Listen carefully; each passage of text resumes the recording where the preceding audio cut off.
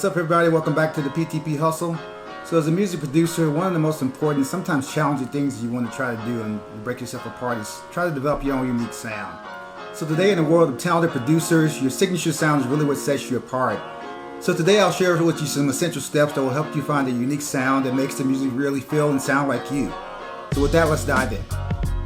Alright, the first step to getting started is exploring the different genres that are out there.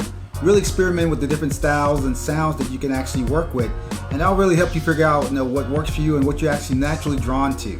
So you really want to start there. So if you're producing music, that's outside your comfort zone, it's usually a good way to start. If you start, for instance, if you make hip hop, you want to try to experiment with electronic sounds, R&B, pop, anything else as well. Even orchestral sounds may work for you as well. I didn't learn from those genres that those elements that they have. Notice the key characteristics that are out there. And make sure that the genres that you listen to, what they're really made of. If there's driving bass lines you can have that make that music unique, such as in house music, listen to those things as well. If you notice lush chords within a song as well, something you want to try to emulate, that's something you can try as well. And then those things are maybe prevalent more in neo soul as well, but just depends on the type of music you're looking at that you want to try to emulate. That's where you want to start. And finally, you want to take notes of what really stands out to you. Keep tracks of the elements that you really like and enjoy, and try to incorporate those into your own sound. So a quick example, if you like complex rhythms that you find in like Latin music and things like that, or in the ambient music that you find in atmospheric type of sounds, take those elements and think about how you can apply them to your current style to make you unique. The reality is that every genre has something for you to select from, so you can pick and choose what works for you and apply that to your actual music production efforts. Okay, the next thing you can do is really identify your influences, people that make music that you really like. If you think about artists or producers that have work that resonates with you, analyze what you like about their music and what really makes it tick for you and what makes you drawn to their sound. I would recommend making a list of maybe 5 to 10 influential artists or producers. Listen to their music and find those critical songs that really kind of draw you in, those common traits or techniques that you really like. For me, coming up as a part-time producer was Timbaland, Dr. Dre, Swizz Beatz, and Justice League, and many other producers out there. And I really tried to pattern my sound and emulate the music they were making, but with my own unique style. Next, you want to identify key characteristics. Ask yourself about those music producers and what's in it that really makes you drawn to their music. Is it the bass line? Is it the vocal production that they have, that they use? Are there certain effects that they use? Is it how they pan their sounds? All those different music producers have unique things that they use that make them different and separate them from each other. So figure out what that is and try to apply it to your music production. And then lastly, you want to blend your inspiration without copying the music that you're listening to. Take on what really inspires you, apply that to your unique way, rework it in the way that works best for you. So it really all sounds authentic, but you want to make sure you apply your own different tool set and thoughts and how you want to make the music sound. For example, if you're inspired by Dr. Dre and how he layers the samples, you can adopt a similar technique that you can apply to yours, but with a twist, right? Make it something that's unique to you. And really the goal is to take that inspiration, shape it into the way that works for you and apply it to your music and create something that's really fresh and unique. Okay, a third way to find your unique sound is by experimenting with sound design. That could be a huge way in finding your own unique sound, and you can do this a number of ways, such as building your own presets and using existing ones to find something that makes it sound totally different. A couple ways you can do this is by learning synthesis basics. What this means is really just trying to experiment and create sounds from scratch using the synthesizers and sample-based instruments. Another way is to use effects creatively. You can use things such as reverb, delays, and other effects to create textures and atmosphere that really make your music sound unique. And then the third thing you can do is layer and manipulate sounds. Blend specific sounds to make something complex and really process your samples to give a new character.